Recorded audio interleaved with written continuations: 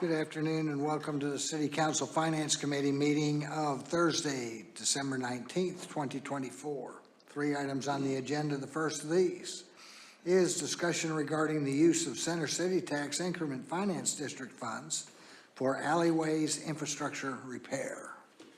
Mr. Sturts. Thank you, Mayor. Happy to be here today. We've got a brief presentation for you, then we can open for discussion. I know this is something that we've been discussing for quite a while about doing it. So just kind of a quick, just what we want to go through, kind of a quick status of where we're at with the urban design and implementation plan, kind of where we're at with the condition overview, quick update on the fund balance, and then get feedback from you on discussions and how you want to move forward. On this picture that you see here on the slide, you can see there's 4 examples of alleyways down there. Staff highly prefers the top right and the bottom 2, making it a 2-way standard alley. We think that that's going to be much more amenable in this area. We don't think that the people living in this area are really going to abide by a 1-way system, and we think it's going to cause a lot of confusion and problems. In addition, we really don't think that putting dumpsters out there is going to occur because it doesn't really work with our sanitation. The difference between these 3 is the first one is just a solid alleyway, and the other 2 have ways that we can collect drainage down the center. We always want to try to look at that as an option, but it takes a storm sewer being at the end of that block for us to connect to, or we can't do it.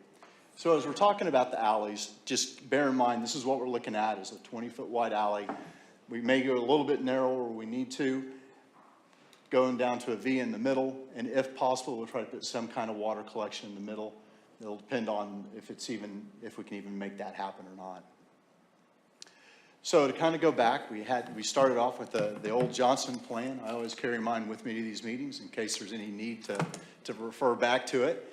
But it was prepared by Johnson and Associates. And in discussion with other council committees, it was requested to do an urban design and implementation plan.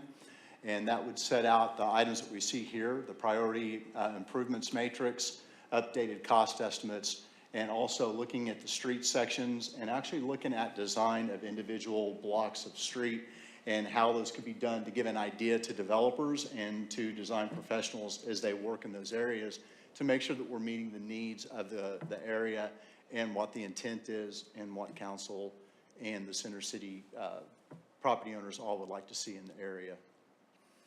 This is just kind of a quick update. We have formed the committee for the UDIP, the Urban Design and Implementation Plan. You can see the committee members there. You can see we've had 3 meetings so far. By looking at that list, you can tell these are very important people. Several of you are on this, and it's hard to get that committee together. So we've had a few meetings, and we've had a lot of great progress so far. The next meeting is scheduled for January 10th. At that meeting, we're hoping to make those final decisions, and then you can see our upcoming milestones there and about what we think it's going to take to get through completing the report and ultimately bringing it back in October of next year for council consideration. You guys need to split so you can all see. So when we started looking, we know there's a lot of concern about all the alleyways in this area. There's only about 2.5 miles of alleyways in the Center City Form-Based Code area, and 5 of those are currently unpaved, and you can see those in red on the map there. So they're kind of spread out, and 2 of these are the locations that we get the most complaints about from property owners and from people who live and use this area. And that's where we usually wind up, and they're usually the one down there on the lower right, which is down near McCullough, and then the one there by Lynn that's a little further north coming off of James Garner. Actually, it's Jenkins at that point. The other 3 you don't hear quite as much about, but we also want to keep aware of those. When we started looking at these, we think that the cost to improve these 5 alleys could be at $500,000. We've got money in there right now to include drainage, whether or not we actually need it or not. That was going to be my question about drainage. And is 500,000? I like the permeable one, and I didn't know if that would fit in that 500,000 range. And we think that we've included enough in there to include drainage on all 3 of these alleyways. if we can install it on these alleyways, depending on the slopes, and if there's a storm sewer to tie into. If there's no storm sewer to tie into, we can't do the drainage down the center of the alley because the water would just sit in there and it will start to smell like a dirty pond. It will get very gross very quick. So, is it known how many of the alleys don't have the ability to tie into stormwater? We have not Or made that sewer? determination at this point. Okay.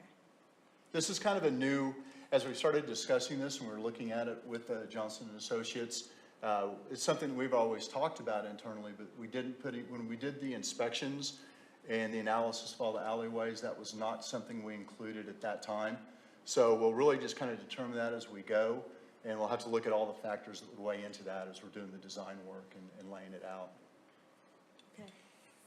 Okay. The alleyway that's between First Christian there, there's no development happening on that alleyway. Not that we shouldn't fix it up or anything, but the other ones have development happening on them. So would those maybe be more of a priority than that one would be? And does that one, just because it's gravel, doesn't mean it's, needs to be paved? What would be the opinion about that? Well, I mean, obviously, the ones that are unpaved are gonna rank highest in our ranking sheet because they are unpaved. So, you know, if we wanna do part of it now, if we wanna do the ones that are in the more developed areas or the areas that are being developed, that's certainly, we could amend this and work in that direction, and that would be perfectly acceptable. And we could change the plan to go that direction. I mean, I would say if it needs to be redone, I'm not opposed to that at all, but just if we did those four, and if there were any other ones that are paved but are degrading faster, those need attention. If there are those that need attention more than the one that's by the church that doesn't have any development happening on it, so. Okay? Weren't those red alleys, the ones that are not paved, are they ones that don't have sanitation service on them? All of these have sanitation. All of them do? So when you, it's not just about development, it's about what service do we use, what impact do we have on those alleys. I believe every alley in this area has sanitation. Okay. I would say I would rank higher, like the McCullough one, and ones where people are, you know, that's where the parking is behind the buildings. And I'm, you know, if that one gets fixed, yay, but I could see it be at the bottom of the list. We could always start that direction, and we could look at that once we got our bid packet together, if we put a bid out. If we saw that we were working with cost issues, we could always start making those kind of decisions, and we could choose to, we could bid that as an ad alternate, basically, so we could include it or not include it, so that we would have options, and we could make those determinations at a later date, but keep the option open for it. Oh, yeah. You did talk about the paved alleys just a little bit there. We do note there are some that need some minor repair. We'd like to be able to go out and do a little bit of that repair work. We don't know that any of them necessarily need full replacement at this time. We could take a deeper dive into that also. And then also, in the committees, we had a lot about discussion about, you know, which alleyway do we want to use, and that will also impact the cost of these and how we want to move forward. But I felt like coming out of the committee, we'd really kind of decided that the one-way alley was probably not the best for this area, and that we want to make sure that we have the best safety available through this area that we can get. So just kind of give a little quick overview here. So of course, we all know the Center City TIF was created by ordinance. That was created back in 2017. It's an increase in ad valorem taxes on those properties. It's got a 25-year project plan, and there's a lot of the infrastructure. The infrastructure really included was street and alley sections, water and wastewater, and storm sewer. We are looking at maybe expanding that a little bit with the urban design and implementation plan, but we would first concentrate on these items, and then additional funding would go to the betterments and the things that we really want to do to really spice the area up, really make it special. But we'd concentrate on this first, I think, is the way that we've all kind of been looking at that. And we spoke with finance this week, and it looks like the current fund balance is in the neighborhood of $5.3 million. So there is capacity here. We do think that all the alleys that we pointed out so far, they would all be covered in these improvements. So it's not, we're not doing something that wouldn't be included. The question is, where would they fall in the ranking at the end? And I know in the past we've talked about waiting for the urban design and implementation plan. But certainly, we think that it is appropriate if we wanted to, if council gave us the direction, we could move forward with these repairs at this time. That those funds would just come out of the TIF, and then we could move forward later, start with the process of going down in the working order from the urban design and implementation plan.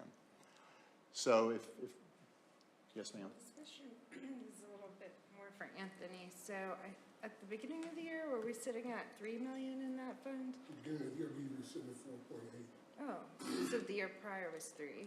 Yeah, and that number will be going up when people pay their property taxes in December and March. Okay, so we're doing good. Along that same line, if I recall, we were maybe pacing ahead of where we thought the Center City TIF would have generated by now. We were behind, we kind of caught up. I think now we're a little bit ahead. Certainly we're not behind. And remind us what the total projected, I think, over 25 years. 44 or 47, I'd always get a little confused on that. Thanks. So, at this point, we could move forward. We could start looking at, if we need to be doing utility relocations in these alleyways, we may have to in some of them be able to do the full construction. We could begin putting together a bid package, and we could get that bid out and receive the bids back. We'd probably be coming back to council with an item, probably in March. We'd be coming back where we could be looking at approval and award of a contract to begin some of these improvements and putting those in place. We just need council's direction to do that. It's not our position to tell you what projects to do next. And then, we still need to continue with all the general maintenance and upkeep that we do in this area. And this is just putting us ahead on the urban design implementation plan. So if that I would just welcome any comments or direction from council. Thoughts or comments, or you want to tell him, go ahead, yes. I would be supportive of going forward with these at this time, and we've got a good fund balance. We're ahead of projections maybe, and so yeah, I'd be good with addressing those specific ones, especially if those are the ones that are in the worst, possibly the worst shape.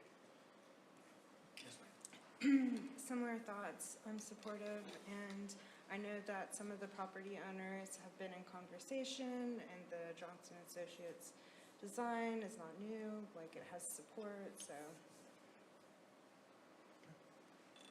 Does anybody disagree?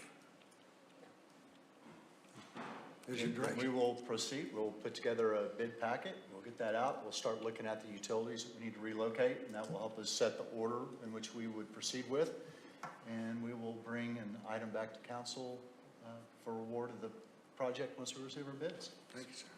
Joe, is that still black gumbo clay all the way down there to Boyd Street in those alleys? Toss it. Toss it. Good. We put a lot of gravel in over the years, and so it moves out, moves in. Next item on the agenda, thank you, gentlemen, is the internal auditor update.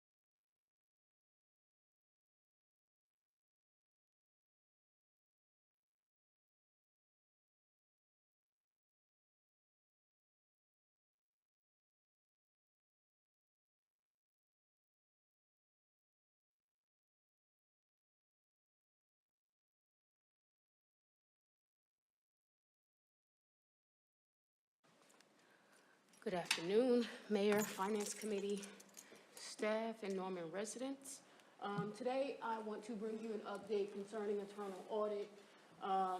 We have an update to the global internal audit standards, referred to as the standards. You hear me a lot. You hear me say a lot, the standards, and probably you're thinking, what standards? We refer to the global internal audit standards as the standards. And there's an update that will take effect January 9th, 2025. I have been currently implementing the internal audit function using these standards that have been out since 2024, or the beginning of this year.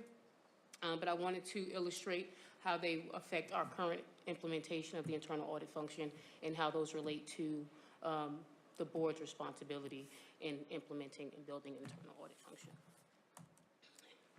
So I'm sorry, press the wrong one. There we are. Okay, so the global internal audit standards are promulgated, written by the Institute of Internal Auditors. It is meant to guide the worldwide practice of internal auditing. It is the basis for how we evaluate and elevate the quality of an internal audit function. And it is made up of 5 domains, 15 principles, and of those 15 principles, we have 51 standards that we must follow that have requirements to them. Each principle, as I said before, is supported by standards that contain requirements, essential conditions where applicable, considerations for implementation, and examples of evidence of conformance. Some background is, so we have the 2017 International Standards for the Professional Practice of Internal Auditing. And then that's where the 2024 update comes from. The IIA's 2017 International Professional Practices Framework is mandatory guidance. So that code of ethics that I kind of always refer to as my ethics won't allow me. These are the ethics that I refer to. The core principles for the professional practice of internal auditing. Does everyone have one of these? Sorry. And then the definition of internal auditing at the last, I believe it was conference meeting, where I presented the internal audit charter. Mayor Heikkila made a inquiry about why was the definition of internal auditing there. It is mandatory guidance. It should be on every internal audit charter, as well as the mission of internal audit. I have GAOs, which is the Government Accountability Office's generally accepted government auditing standards. So we are unique in a sense of internal audit, or in the context of internal audit, because internal audit is worldwide in every industry. But since we are government, we both have the standards and a legal framework to abide by or adhere to. So it becomes a nuanced situation. The updates that I just want to highlight significant new requirements of the 2024 Global Internal Audit Standards as it relates to city councils or the finance committee's role. The first one is applying the Global Internal Audit Standards in the public sector. Never had a section like that in the internal audit standards. We have one now. They recognize this is a big thing out here, and it intersects with many industries. So just some background to the internal audit standards section in the public sector. So governance, organizational, and funding structures may differ from those in the private sector.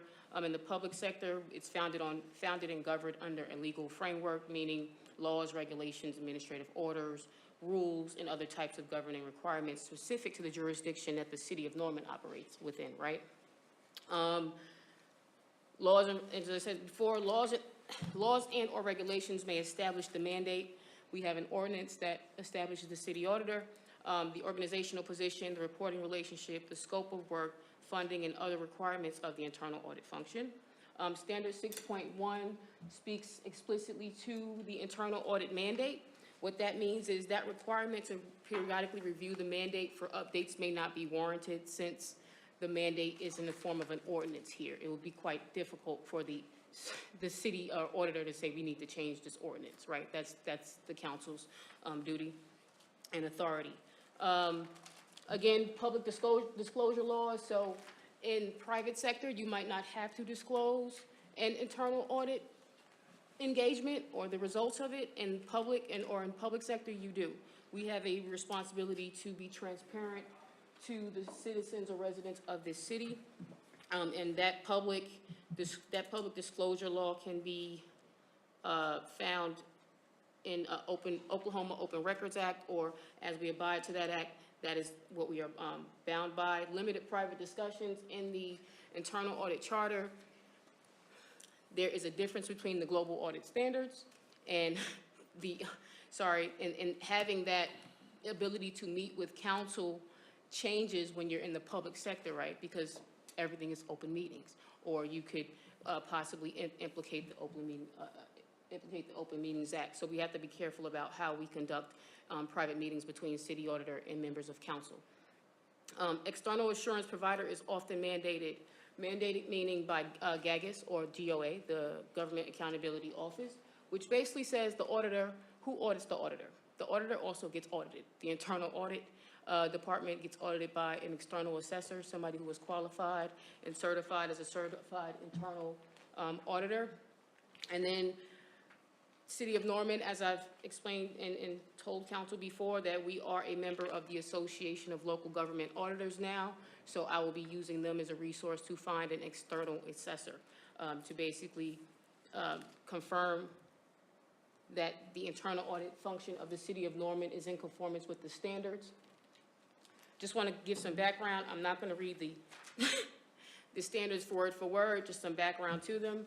So while the IA's Code of Ethics required internal auditors to respect and contribute to the legitimate and ethical objectives of the organization, the new standards extend that concept by requiring internal auditors to report behavior considered inconsistent with the organization's ethical expectations. How and to whom the behavior is reported to is determined according to applicable policies and procedures.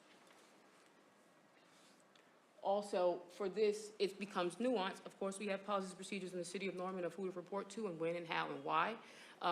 But this may be at a different level, or it may require a different level depending on who the offender is. So if the offender is employee, then of course that report would go to their manager and Darrell.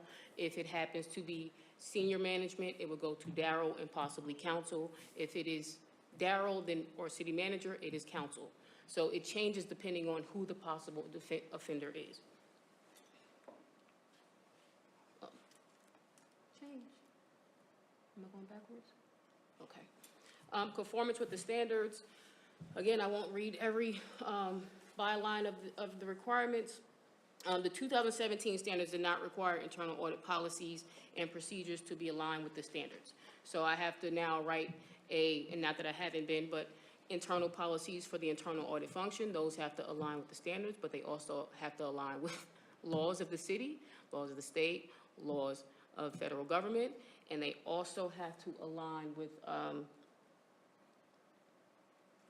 the current policies of the city. So a big balancing act there.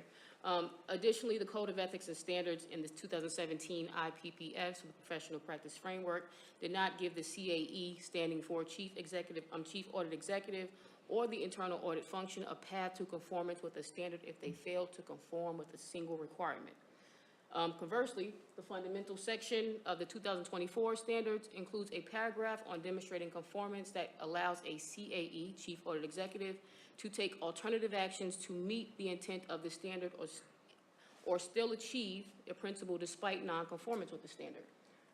Before, if you didn't conform to one standard, you weren't in conformance at all. Now they've given us some other pathways to go.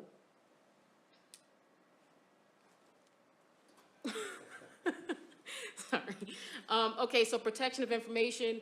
Of course, we are all aware of data protection and how important data is to us. Internal audit industry understands that as well. They implement that into their standards. So the Code of Ethics and Standards in the 2017 IPPF set requirements for protecting information acquired in the course of duties. The 2024 standards broaden the concept to the protection of all information data to which the internal audit function has access, including requiring the Chief Audit Executive to be responsible for overseeing that individuals assisting the internal audit function follow data protection requirements. So there's a bullet point in the internal audit charter that says the chief auditor or the internal audit function gets full access. And sometimes that's misinterpreted as, I'm going to walk into your office and ask for things in your desk. Absolutely not. would never do that. It's unethical. It's not right. This speaks to the responsibility that I have to protect whatever information I have access to. So the domain 3, governing the internal audit function, is more so dedicated to the chief audit executive, and how they coordinate and interact with board and senior management. So the introduction to domain 3 requires the chief audit executive to discuss with the board and senior management the roles and responsibilities of each party. The presentation of essential conditions in the new standards bring new focus on the importance of the relationship between the chief audit executive, the board, and senior management, and sets forth new expectations for direct communication and collaboration between the parties. Last meeting, when I brought the internal audit charter draft forward,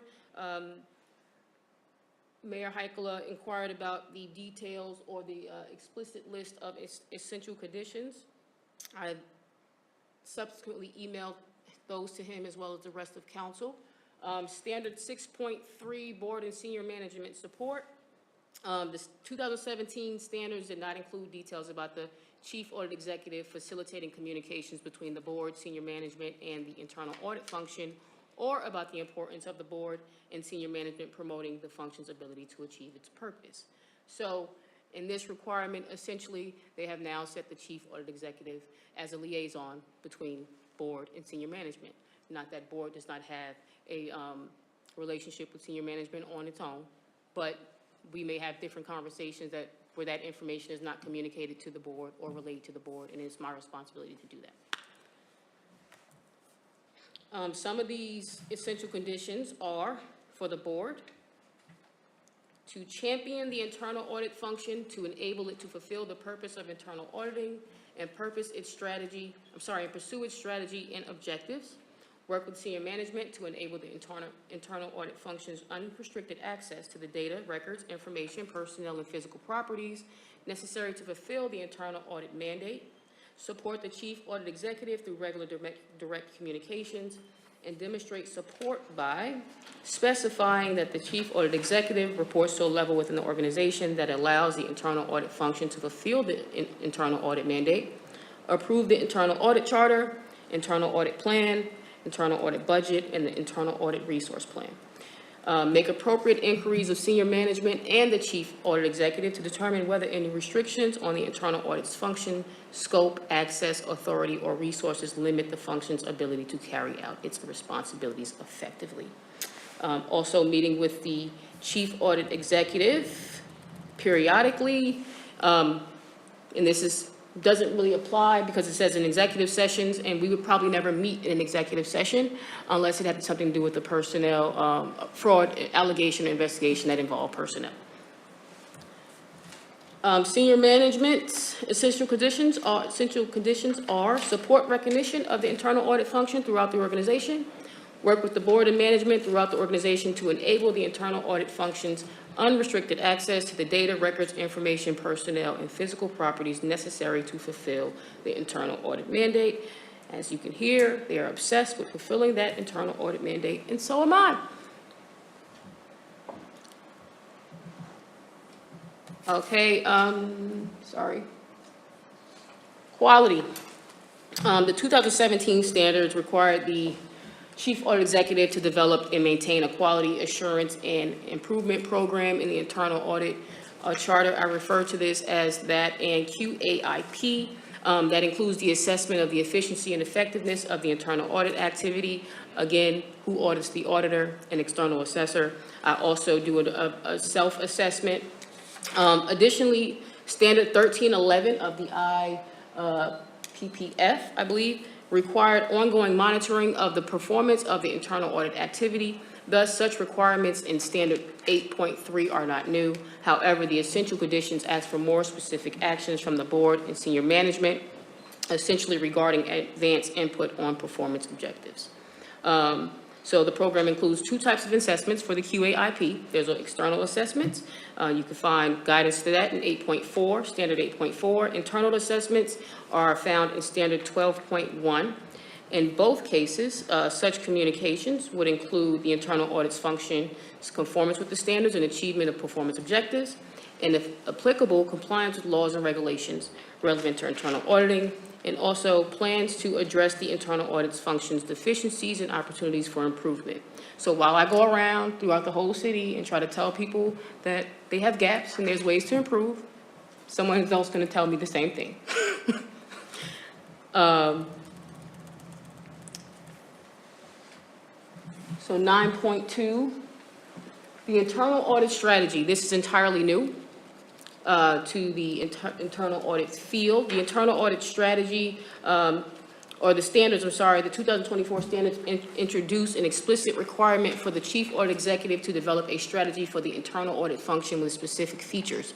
Those features are opportunities to help internal auditors develop their competencies, the introduction and application of technology when it improves the internal audit function's efficiency and effectiveness, opportunities to improve the internal audit function.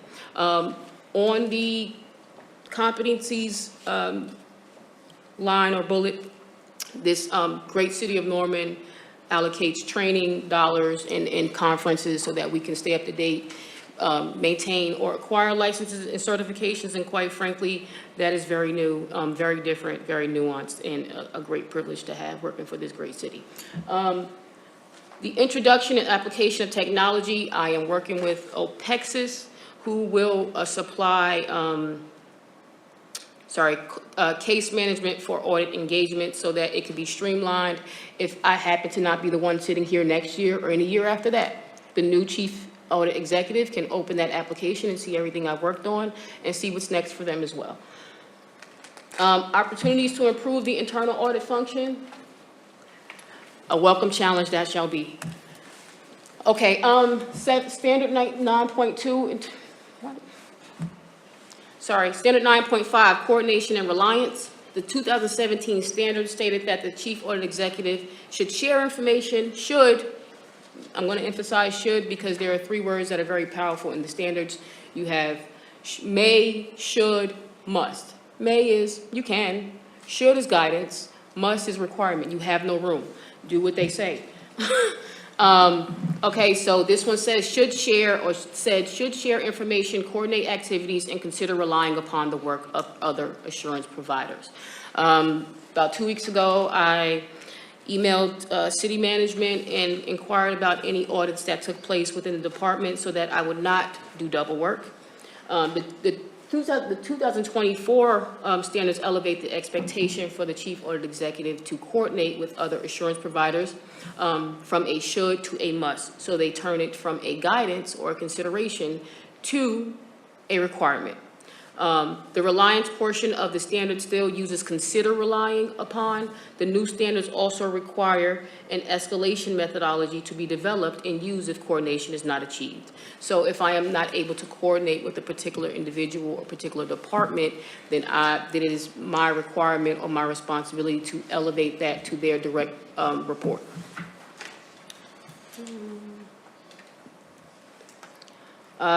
This one's also kind of new. They put a new caveat into it. So the 2017 standards just require that the city auditor or chief audit executive manage resources, but the 2024 standards explicitly require the development of a budget that includes training and technology. Thank you, Kim, Anthony, and Jacob. I'll be calling you. Standards 13.3, engagement objectives and scope. While the 2017 standards state that the internal audit activity must be free from interference in determining the scope of internal auditing, performing work, and communicating results, the 2024 are a bit more flexible because they add an emphasis on communicating with management about scope limitations and having a methodology for resolving disagreements. So if management happens to say, I don't think you should look that way, or I think you should look this way, it's worth the conversation. It's not something that I should say no to without hearing them out.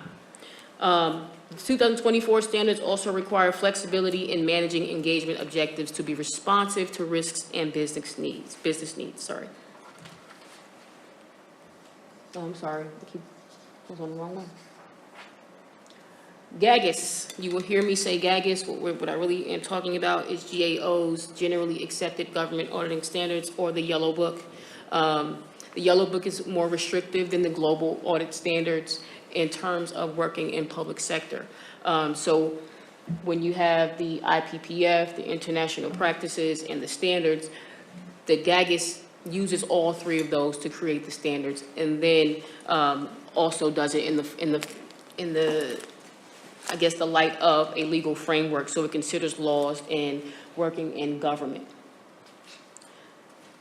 For that, that will become effective December 15th, 2025 for financial audits, attestation engagements, and reviews of financial statements. Performing audits, it will begin on or after December 15th or in 2025, and then a system of quality management that complies with the Yellow Book is required to be designed and implemented by December 15th, 2025. And an organization should complete an evaluation of the system of quality management by December 15th, 2026. Early implementation of the 2024 Yellow Book is permitted. I'm ahead. I'm already there. Questions or comments? Again, city employees have a duty to report instances of such suspected theft, fraud, or misuse of public funds or assets to the Office of the City Auditor, who will coordinate internal investigation with the appropriate officials. Other options to anonymously report instances of suspected fraud, theft, or misuse of public funds or assets is to contact the City of Norman Fraud Hotline operated by E. Bailey at 866-912-5378. Questions or comments?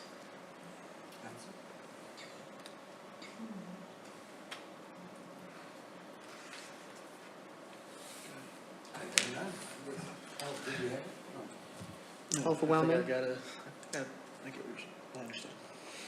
It's a lot. It'll take some time. When you have free time, when you want to, if you can't sleep one night, it's a good sleeping aid. Yes. So how is this going to affect the current draft of the charter that you've been working on? Well, so we were talking about scope, and we were also speaking of access and meeting or management meetings, meetings with council without management present. So there are ways that we can conform and do that within standard, because they've given us room to. Before it was, we got to do this. If we don't do it, we can't be in conformance. So now it gives us room of how will we now deal with the inability to meet privately. Can we do that as single members of council coming to my office, meeting with me, getting updates, making inquiries? That's a way around it. Rick, let me know if that's any violation of the Open Meetings Act. If any member of council wanted to meet with me privately at my office or in the boardroom, anywhere, would that be a violation of the Open Meetings Act? So any number less than 5? Okay. For scope, there was a line in the internal audit charter draft where Mayor Heikkila scratched out inappropriate and made it appropriate, which lended the idea that senior management could essentially limit my scope. So in the new standards, it says that that should be a conversation. And that is how we should treat it. Why do you think that my scope should be limited or expanded? And if that criteria is feasible. All right, thanks. No problem. Anything else? All right, thank you, Shakira. Thank you, Finance Committee. All right, item number 3, discussion regarding monthly review and expenditure reports. Mr. Francisco. Thank you, Mr. Mayor. I will just touch on a few things. You saw in this month, the sales tax was up a little bit compared to last year's. You'll recall that the previous month was down quite a bit, and we talked about, without calling names, that there was at least one large retailer who had improperly reported their grocery sales tax. and they made up for that in this current month. So, again, the trend of the fiscal year is the important thing to look at. We're about 0.62% down for the year as a whole, and that's more the trend that I would pay attention to. And we'll see how we go as we move into this holiday shopping season. The other thing, I don't think anybody here from Parks, but I would draw our attention to some concerns that I have with the Westwood Fund. We do know that we had an unseasonably wet summer, and that has affected their revenues, both at the pool and the golf course. And we hope that we'll recover from that as we move into the spring. But right now, the Westwood Fund is quite a bit below budget in last year. So that's just a concern that I would raise to your attention. Other than that, I suppose I'm supposed to look at the mic, aren't I? Just don't point it up. Okay. Other than that, I would just respond to any questions that you may have.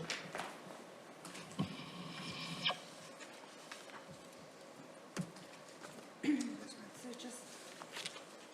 just for clarity, if there are retailers that aren't remitting that part of the grocery tax back to the city, even if they haven't, they have to catch up and still pay it? Yes, they have the responsibility, if they are notified of a violation by the tax commission or by us, they do have the responsibility to properly report. And do we have a strategy for connecting with them, and have we connected with all the ones? Yeah, and again, this is a statewide concern. So cities as a whole in the Oklahoma Municipal League have been as diligent as we can, making this a priority of the state tax commission to make sure that retailers know that there was no change in the cities, or counties for that matter, grocery sales tax, and make sure that they're reporting properly. I just wanted to note, too, that it looks like the November collections are the best that we've had in the last 5 years. Yes, sir. According to that chart, so that's pretty remarkable, I think. I guess logically we would think, like, okay, in September there were 4 home games. We would think that October would show a massive increase, but it was actually showing down, so it's. Yes, September sales that occurred during the month of September are reported as November sales tax. Right. So if the cause is related to those 4 home football games, that would have shown up in November. In November, we showed that we were down 6.23 Yeah. over Now, last year, which remember, is I interesting. personally don't believe that the number of football games makes that much of a difference in the overall sales tax base. But that would be something to note. People may be spending more money on Campus Corner, but aren't spending it somewhere else in Norman that day. And it's just 8 days out of the month. Right. It's the month that we're concerned with. Okay, cool. Thank you. Anything else from council? Hearing none? Thank you, sir. Thank you. All right. Well, council, we are adjourned. Merry Christmas, Happy New Year, and I'll see you next year. Yeah, Merry Christmas, Happy Holidays.